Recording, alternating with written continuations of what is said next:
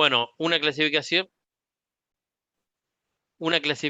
que estaría faltando, ¿sí? Que está vinculado fundamentalmente con la salida de fondos, que Jiménez lo define como costos vivos o costos extinguidos, ¿sí? En definitiva, un costo vivo es un costo erogable, es aquel que tiene una salida de fondos, y un costo extinguido es aquel que no tiene una salida de fondos. ¿Dónde vamos a utilizar este tipo de costos? ¿Sí? Erogables, no erogables, cuando trabajemos en la última parte en toma de decisiones para definir el punto financiero, ¿sí? Que ahí solo vamos a estar tomando los costos erogables. Nada, un poco otro tipo de clasificación en función de su función, asignación al producto, variabilidad, control, desembolso. Sí, acá funcionan los tipos de costos de acuerdo a la función, producción, comercial, administrativo, financiero, según la asignación al producto directo e indirecto, variabilidad, costo fijo, variable, semifijo, según control, controlable o no controlable, según el desembolso, un poco lo que habíamos analizado de vivo, extinguido, erogable, no erogable, según el momento en que determina si es un costo histórico o un costo futuro, o también de acuerdo al tipo de industria. También dentro de la estructura de costos, nosotros no lo vamos a estar utilizando, ¿sí? Pero muchas veces no lo vamos a utilizar en el modo práctico si tuviéramos digamos, una materia mucho más ampliada, focalizada exclusivamente en costos. Estaríamos trabajando con costo estándar, con costos presupuestados, ¿sí? O sea, cada producto tiene definido un estándar, inclusive dentro del proceso productivo hay distintos estándares en determinado momento que la empresa utiliza para comparar respecto de lo que realmente ocurrió. Eso ustedes lo van a leer en el ámbito teórico, y no lo vamos a ver desde el punto de vista práctico. ¿Cómo se va agrupando costos, no? Yo tengo materia prima, mano de obra, más elementos pueden formar el costo primo, faltarían los envases, esto es más simplificado. Forma el costo primo, la sumatoria de los elementos directos del costo, le incorporo los costos indirectos de fabricación y tendría los tres elementos básicos del costo. Estaría teniendo el costo de fabricación, ¿sí? Incorporo en una estructura global todo lo que sería los gastos de estructura administrativos y de venta. Tendría lo que sería el costo global de mi producto. No quiero que se confundan, porque nosotros vamos a trabajar el costo de producción, lo vamos a definir donde definimos costo de fabricación. Esto más que nada para interpretar un poco la estructura de la empresa. Y una vez que yo tengo el costo del producto, considerando tanto los costos como los gastos, ¿sí? Ven el movimiento del mouse, ¿no? Tanto los costos como los gastos, Sí. en definitiva, más un margen de ganancia que debiera pensar, la empresa determina el valor de venta. Dentro acá podemos ver modelos de ejemplos productivos, ¿no? De líneas de producción, de acuerdo a el tipo de producto. Recuerden que hoy la mayoría de los procesos productivos tienden a estar mecanizados. Es muy poco el trabajo de las personas que están en la línea de producción. Por suerte sigue habiendo gente en la línea de producción, ¿sí? Y hay determinados procesos que inclusive se manejan desde una consola, y en definitiva la mano de obra es ampliamente calificada. Son muy pocos los procesos que tienen mucha gente en línea de producción y va pasando el producto dentro de la línea de producción sin que haya una incorporación de equipos, de maquinaria o de robot que trabajan en el proceso productivo. Cuando nosotros pensamos en un proceso productivo, estamos pensando en que incorporo insumos. Insisto que los insumos fundamentalmente va a ser la materia prima, puede ser materiales, puede ser envases. Hay empresas que no hacen distinción entre materia prima y material, y todo es materia prima. Hay un proceso de transformación, y luego de ese proceso de transformación, lo que obtengo es un producto terminado.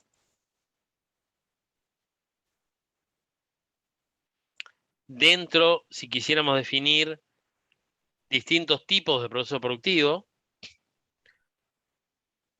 nosotros vamos a trabajar fundamentalmente con procesos en lo que sería la práctica, procesos de producción continua, ¿sí? Pero yo también podría tener producción por lote, producción bajo pedido y producción en masa,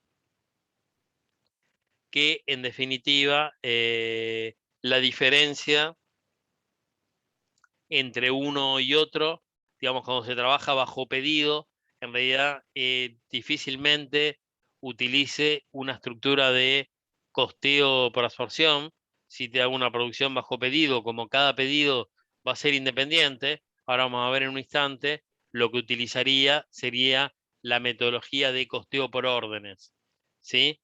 Cuando hay una producción por lote, en definitiva, si utilizo un costeo por absorción, ahí a veces hay que ver cómo se distribuyen los lotes y cuál es la estructura que tiene la empresa y la compañía, pero si siempre los lotes son de productos similares. Si yo armo lotes, pero en realidad termina siendo lotes bajo pedido, se va a asimilar más a aplicar un costeo por órdenes, sino un costeo por absorción. Tanto en masa como en producción continua, sin ninguna duda, se trabaja en un tipo de costeo que está vinculado con costeo por absorción. ¿Sí? La producción continua, en realidad, es cuando la empresa trabaja las 24 horas todo el tiempo. ¿Sí? Imaginemos en turnos de 8 horas, 3 turnos, y ese sería el óptimo de un proceso productivo, ¿no? Sería la optimización máxima de una planta donde yo a la planta la tengo funcionando 24 horas, los 7 días de la semana, y es una producción que no para en ningún momento. Si pensamos en un proceso punta a punta, ¿sí? Yo tengo materias primas, normalmente las materias primas se adquieren a un tercero, salvo en una empresa integrada, son muy pocas las empresas integradas, ¿sí? Una empresa integrada quiere decir que produce su propia materia prima, o por lo menos la materia prima principal. No existe ninguna empresa que no tenga proveedores de materias primas, ¿sí? Vamos al ejemplo. YPF, la materia prima principal, es el crudo. Y YPF es productora de crudo. Pero, sin embargo, tiene otros insumos que incorpora que, en definitiva, para determinada línea de producto, no alcanza solo con el crudo, sino que hay que incorporar algún otro insumo que por ahí la empresa no lo produce. Pensemos en, no sé, en una empresa agrícola. Imaginemos a McCain. Eh, las papas, ¿sí? Imaginemos que, no ocurre en la realidad, que McCain fuera el dueño de todos los campos cultivados de papa, ¿sí? Y que en definitiva la papa sale de sus propios campos y va a el proceso productivo para producir papa frita, ¿sí? Lógicamente la papa es el insumo principal, pero no tienen más que agarrar un paquete de papas fritas congeladas y van a encontrar que hay un montón de insumos más allá de la papa que seguramente los tiene que adquirir un tercero. Eso para poner algún proceso donde está integrado. Son muy pocas las empresas que tienen proceso integrado. Todas las que tienen proceso integrado, los insumos surgen del suelo, ¿sí? La mayoría de las empresas, el que estamos hablando del 98% de las empresas, las materias primas las adquieren un tercero, ¿sí? Con lo cual hay todo un proceso de compra para la adquisición de esa materia prima. Esa materia prima, una vez adquirida, va al almacén de materias primas, del almacén pasa al proceso productivo, y el objetivo de este proceso productivo es obtener un producto terminado. Ese producto terminado puede tener un almacén propio o un almacén temporal hasta que se traslada a un almacén definitivo, ¿sí? A través de sucursales, logística y el almacén definitivo que tiene destino a la venta. también podría tener el almacén definitivo en la propia empresa, ¿no? Esto es algún modelo determinado. Una vez que se produce la venta, se factura, la factura se distribuye el producto, se cobra, ¿sí? Una vez que cobro, pago esa materia prima que adquirí, digamos, sería el círculo virtuoso de todo el círculo económico que se tiene que dar con cada producto, ¿no? Una vez que yo lo vendo y lo cobro, ahí es cuando puedo pagar la materia prima que adquirí y demás, ¿no? Y armamos el círculo operativo de cualquier empresa.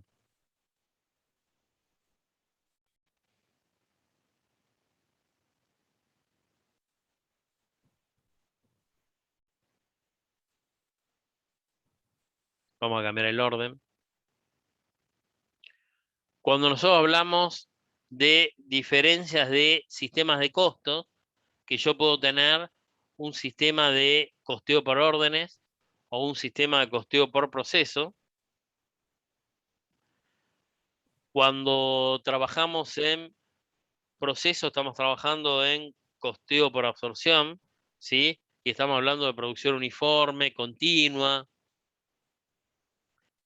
Hay Normalmente en un proceso de producción continua solemos tener estándares y demás y podemos llegar a tener más de un centro de costo, ¿sí? Ahora vamos a hablar de qué se trata eso.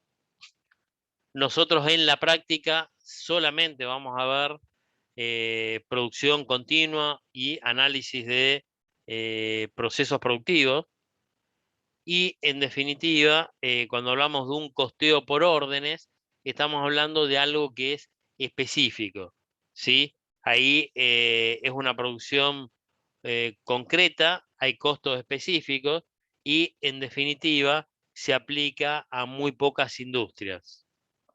Algunas de las industrias que trabajan en costeo por órdenes va a ser los astilleros, las empresas aeronáuticas, lógicamente una construcción de un edificio, eh, ni hablar en una fábrica de muebles a medida, una fábrica de equipos a medida, un taller mecánico donde cada arreglo es diferencial y diferente a el arreglo anterior, que no hay un estándar, no hay algo que se repita. Cuando yo trabajo en un costeo por órdenes, en realidad, imaginemos un astillero, la fabricación de un barco, que por ahí ese barco puede tener un ciclo de producción que capaz que dura 1 año y medio, ¿sí? Más de 1 año, 6 meses, lo que fuere, dependiendo del tipo de astillero. Entonces yo voy cargando, cada costo que incorporo va a ser una orden de trabajo y esa orden de trabajo la voy cargando al costo del producto, donde en definitiva, sumarizando todas las órdenes de trabajo, al final del año y medio, el año o el periodo que me lleve la fabricación de ese bien, en definitiva me va a dar el costo de producción, ¿sí?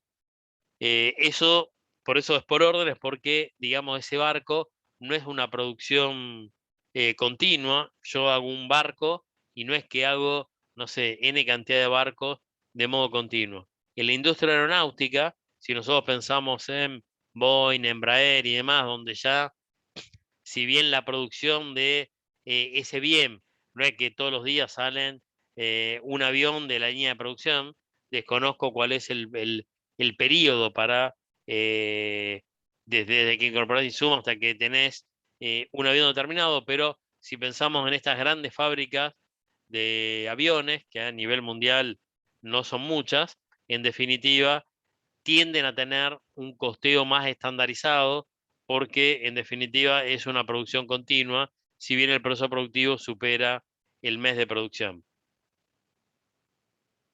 ¿Dudas hasta acá, chicos? No, por ahora no, profe. No, profe.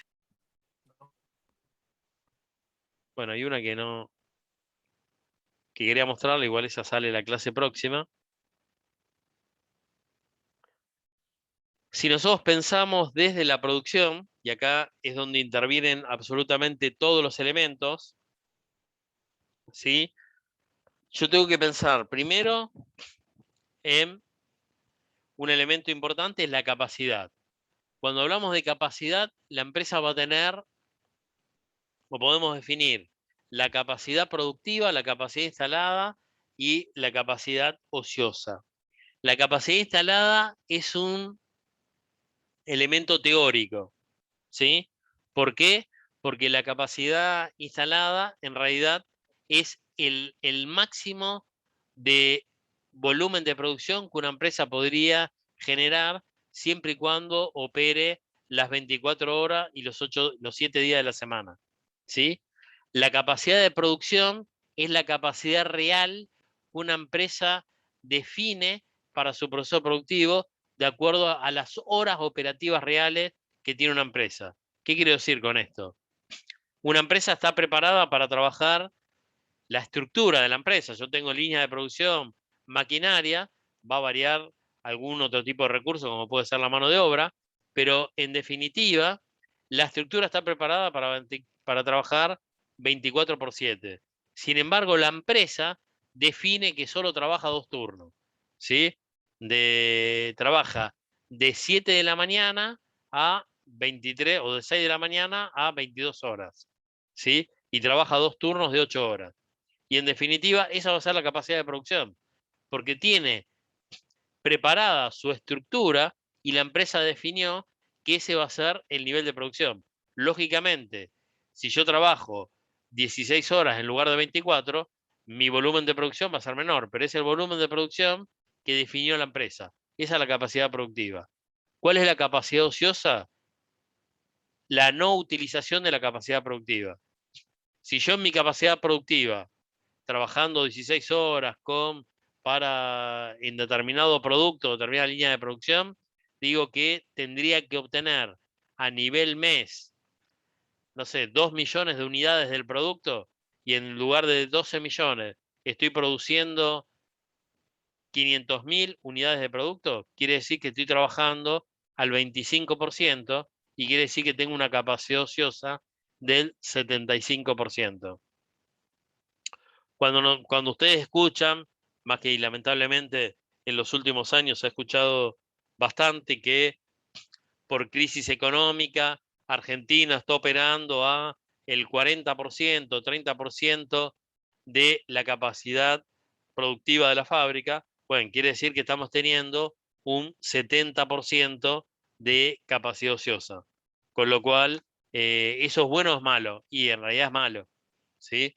Es malo ¿por qué? Porque quiere decir que yo, la estructura que tenía de mi empresa, que la debiera distribuir entre 2 millones de unidades de producto, si lo divido sobre 500.000 unidades de producto, en realidad la incidencia sobre cada unidad de producto obviamente va a ser mayor.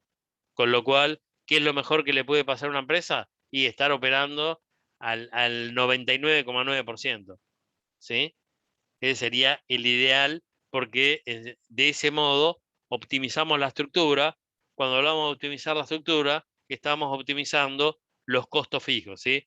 Para ir asociando un poco clasificación de costos con terminología. El otro elemento que vamos a analizar en profundidad la clase que viene es la fuerza laboral. Esta fuerza laboral en realidad es la mano de obra que está vinculado con el proceso productivo. De acuerdo a la capacidad que defina la empresa, se utiliza toda la capacidad instalada. De acuerdo a la capacidad productiva que defina la empresa, va a ser la necesidad de fuerza laboral que va a requerir esta empresa, y ya después vamos a pasar en detalle la clase próxima sobre cómo es el componente de mano de obra. El estado de la maquinaria, ¿sí? Digamos que hoy la tecnología marca una planificación importantísima dentro del proceso productivo. La maquinaria o el equipamiento que tengan las líneas de producción es un bien de uso. El bien de uso es un activo. ¿Qué es lo que me va a incidir en el costo? El desgaste de ese activo. ¿Cómo se ve reflejado el desgaste de ese activo? A través de una amortización o una depreciación. ¿Cómo se define la amortización? En contabilidad de costos, que es lo que yo voy a estar trabajando en costeo por absorción. Recuerda que es un método que aplica la técnica contable. En contabilidad de costos, esa amortización va a estar dada de acuerdo a la normativa contable que se hace por años de vida útil de un bien. Y ya está preestablecido, una maquinaria tiene 10 años de vida útil, un rodado 5 años, un edificio 50 años de vida útil. Si tomo una maquinaria, vamos a hacer un ejemplo, una maquinaria que a mí me salió $120.000, en realidad yo esa maquinaria la amortizo 10 años, quiere decir que yo esa maquinaria voy a amortizar $12.000 por año. Si amortizo $12.000 por año, quiere decir que amortizo $1.000 por mes. Recuerden que el costeo se arma mensualmente. Con lo cual, de esa maquinaria, yo voy a impactar todos los meses el equivalente a $1.000 traducido a pesos, todos los meses $1.000 por esa maquinaria. ¿Se entiende? Ese va a ser el costo que va a impactar, y de paso les digo que el ejemplo de un costo no erogable por excelencia es la amortización, ¿sí? Así tienen un dato adicional que les va a servir. La disponibilidad de mano de materia prima, ¿sí? O de insumos, esto es fundamental cuando uno planifica la producción. Por eso la disponibilidad de materias primas, cada empresa tiene que tener calificado más de un proveedor de materias primas. Lo peor que le puede pasar a un proceso productivo es que tengan que hacer una parada de planta porque no tengo materia prima. Esto es un problema cuando trabajo con materia prima importada. Lo vamos a ver cuando veamos costo de impo. ¿Por qué? Porque la reposición, si yo estoy trayendo una materia prima desde China, la reposición no es tan fácil que si yo estoy trayendo una materia prima de Córdoba, ¿sí? Entonces va a ser siempre mucho más complejo esa disponibilidad de materia prima, y tengo que programar muy bien mis stocks para que sean lo suficientemente óptimos para que yo no tenga una inmovilización de stock, que en definitiva es dinero inmovilizado y tiene un costo financiero, y que por otro lado tenga lo justo y necesario para que no tenga una parada de planta ante una necesidad o una demanda de determinado producto. Bueno, el estado de los inventarios, esto sería los almacenes, la forma de medir los inventarios, los distintos subcontratistas que tengo, que en realidad me van a impactar como costo de estructura, ¿no? Hay mucho servicio que la mayoría de las empresas lo tienen contratado, ¿sí? Y en realidad hay un impacto también en la estructura de costo, y yo tengo que tener bien negociado todos esos servicios, y también tengo que definir más de un proveedor para que ante un paro de algún proveedor no me impacte directamente a mí, sino que pueda intercambiar cada situación para no parar mi proceso productivo. Lógicamente me importa la demanda del mercado, y también es muy importante considerar la competencia, ¿no? Acá vamos a analizar cuál es el grado de participación que nosotros tenemos dentro de ese mercado, cuál es el market share que yo tengo, y en función, y cómo generar nueva demanda, ¿no? Cómo llegar a nuevos mercados, generar nueva demanda. Cuando el gerente de planta, el gerente de la fábrica, empieza a analizar todas las variables que intervienen en su proceso productivo, estas dos variables, demanda y competencia, va a venir fundamentalmente del área comercial, que sería el demandante de los productos que yo tengo que establecer en mi proceso productivo. Ese es el estándar real, ¿no? O el teórico. De acuerdo a lo que el mercado demanda, el área comercial se da vuelta y le dice a producción, produzcan esto. Producción se da vuelta y le dice al área de compra, compren todos los insumos y contraten los servicios necesarios para poder cumplir con el proceso productivo. La realidad de la mayoría de las empresas es que muchas veces, para optimizar la producción, generan productos y le dicen al área comercial, mira, esta es la producción que tenemos, vendelos, ¿sí? y arriba tienen que salir al mercado a colocar los distintos productos. ¿Dudas hasta acá, chicos? No, profe. No, profe. No, No. profe, por ahora no. Bueno, vamos a... Hoy la clase es más cortita, así que nos quedan un par de pantallas y ya estaríamos finalizando, así que hoy, excepcionalmente, vamos a estar teniendo seguramente este Zoom como último Zoom. ¿Sí? Normalmente vamos a extendernos a uno más. Vamos a ver la parte práctica. Este es el ejercicio que ustedes van a encontrar al final del capítulo Jiménez. Uno de los ejercicios. Sí que van a encontrar. Van a encontrar otro ejercicio con armado de gráficos y demás. Es importante que los conozcan. ¿Sí? A veces se puede pedir, ahora que no es presencial, no les voy a pedir un gráfico que dibujen y demás. Sí, cuando tomamos los orales, a veces le pedimos que nos hagan el dibujo de algún gráfico, pero sí puede venir alguna pregunta teórica que cómo es el comportamiento de determinados costos a partir de un gráfico, ¿no? Cuando vean la bibliografía, hay toda una parte que habla de los costos desde el punto de vista económico, esos no lo consideren.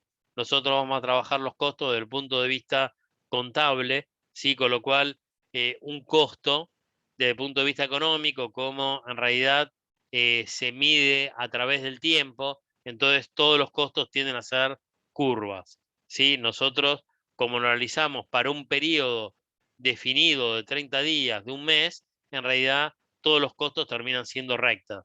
Así que vean los gráficos que están vinculados no con el costo desde la mirada económica, sino con el costo desde la mirada contable, que van a ser todos rectas. ¿Sí? Bueno, acá esto a veces se suele tomar algo muy similar a lo que están viendo, donde ustedes tienen, por un lado, el tipo de costo, ¿sí? Y por otro lado, la definición. A veces uno no sabe qué es más fácil, ¿no?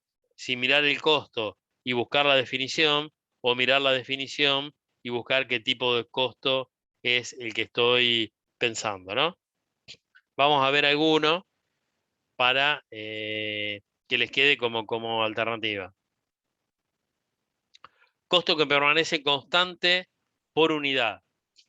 ¿Qué tipo de costo suponen que es? Obviamente, cuando ustedes estudien, yo les digo costo que permanece constante por unidad y ya ni tienen que mirar. Automáticamente van a dar la respuesta y van a decir que la respuesta es el costo unitario variable, ¿no? Pero ahora, como no saben, van a pensarlo, ¿sí? Entonces, la respuesta del costo que permanece constante por unidad es costo unitario variable. Lean bien, porque uno, si acá diría costo que permanece constante a nivel total, en realidad es el costo fijo total. ¿Sí? Vamos a suponer otro que lo estuvimos definiendo. Costo que no demanda erogación de dinero. ¿Sí? Sería un costo no erogable o un costo extinguido. Acá está, costo extinguido. ¿Sí? Y el variable unitario lo tenemos acá. Recién les definí el Profe, costo. perdón, Sí, me dio duda. Entonces, el que permanece constante por unidad, perdón, es el unitario fijo. unitario variable. El unitario fijo es una curva que desciende, que nunca llega a una curva asintótica que tiende a cero y nunca llega a cero. De hecho, el unitario fijo es un teórico, no, no, no es un costo real. ¿Sí? ¿Por qué? Porque vos en realidad es una incidencia. No existe el unitario fijo. Vos tenés el costo total, vos tenés una parada de planta y en realidad el alquiler de esa planta te impacta al 100%. Entonces el unitario es la incidencia unitaria, pero el costo es hasta teórico, ¿sí? Y es una curva que tiende a cero y nunca llega. El costo que permanece constante por unidad es el unitario variable. ¿Sí? Bien, perfecto. Gracias. El unitario fijo debe estar por acá en algún lugar la, la definición. ¿Sí? A ver, esto lo tienen, yo les di un par de ejemplos. La idea es que lean ustedes toda la bibliografía, lo van a encontrar al final, háganlo, equivóquense, no pasa nada, es una forma de aprendizaje, háganlo, después tienen inclusive la resolución. No miren directamente la resolución porque es una pavada, ¿sí? Traten de ver cada uno y en función a lo que van leyendo, lo van a ir armando, ¿sí? Y por último, yo les voy a estar enviando un Excel donde está todo esto, inclusive creo que tiene, no, está así. De clasificación de costos, que también lo tendrían que hacer, ¿sí? Después les mando la clase subsiguiente, les mando la resolución. Pero la idea es que cada uno de los costos lo clasifiquen en fijo, variable, directo, indirecto, vivo o extinguido, pongan acá si es uno u otro, y si es costo o gasto. ¿Está? Hay una trampita en uno, al menos uno que yo acá estoy identificando. Por ejemplo, aparece el IVA crédito fiscal, y recuerden que el IVA crédito fiscal no es ni costo ni gasto. ¿Sí? ¿Está? Sí, sí. Bueno. Sí, profe. Con lo cual, el IVA, esto acá, costo-gasto, cuando aparece el IVA, nada, y obviamente no incorporan ninguno. ¿Sí? Esto lo van a ir identificando. A ver, algunos lo van a, si algunos no lo saben hacer, prefiero que no lo hagan y que por ahí con la clase próxima que vamos a definir más datos, quizás les resulta más simple. ¿Sí? Pero lo importante es que en algún momento lo traten de interpretar. Les doy un detalle. Cuando nosotros definimos a un elemento como gasto, por ejemplo, el teléfono de oficina va a ser un gasto, y acá podrían, si quieren, gasto administrativo, financiero, pero en principio es un gasto. Si es un gasto, seguro va a ser fijo, ¿sí? ¿Por qué? Porque en realidad, para que sea variable, tiene que estar vinculado con el nivel de producción. Y para que esté vinculado con el nivel de producción, tiene que formar parte del proceso productivo. O sea, tendría que ser previamente un costo para que yo lo vincule al nivel de producción. ¿Sí? Con lo cual, todo gasto siempre va a ser fijo. ¿Sí? Y la mayoría, les diría el 99% de los gastos, también van a tender a ser indirectos. Es más, son muy pocos los elementos variables y los elementos directos. ¿Sí? Son muy pocos. Y después recuerden que el ejemplo de extinguido o no erogable es la amortización. Pero acá tenemos, vamos a ver dos ejemplos, dos amortizaciones, una de maquinaria. La amortización de la maquinaria, como está vinculada con el proceso productivo, va a ser un costo. La amortización de muebles de oficina, como no está vinculada con el proceso productivo, va a ser un gasto. ¿Sí? Entonces, el mismo concepto, amortización, puede ser costo o gasto, depende de dónde impacta. Si impacta en el proceso productivo, va a ser un costo. Si no impacta en el proceso productivo, va a ser un gasto. Lógicamente, ambas van a ser extinguidas o no erogables. ¿Sí? De hecho, son los únicos elementos, hay más elementos, pero nosotros nos vamos a complicar con otros elementos, pero el único elemento que es no erogable o extinguido es la amortización de la maquinaria. Van a ser indirectas ambas, ¿sí? Ambas van a ser indirectas, salvo que tenga una maquinaria que se utiliza exclusivamente para la producción de un producto. No es lo habitual que ocurra en una empresa, ¿sí? Ya que una forma de optimizar los costos es que el equipamiento sirva para más de un producto. ¿Sí? Si fuere que la relación es una maquinaria exclusiva para un producto, listo, sería un costo directo. No es lo habitual. Cuando solo tenemos así genérico, salvo que me diga una particularidad específica, va a ser indirecto. Ambos van a ser indirectos. Lógicamente, como dije antes, si es un gasto, seguramente es indirecto. Y después, la amortización va a ser fija, ¿sí? Porque ya definimos que desde el punto de vista contable siempre va a ser fija. Después, cuando veamos toma de decisiones, veremos que uno desde una herramienta de gestión, una amortización de una maquinaria, la podría convertir, si fuera necesario, en una amortización variable. Pero lo que estamos analizando ahora es fija, lógicamente la amortización es fija. La materia prima va a ser variable, va a ser directa, va a ser viva y va a ser un costo. ¿Sí? Si yo les digo a ustedes comisiones de vendedores, ¿qué va a ser?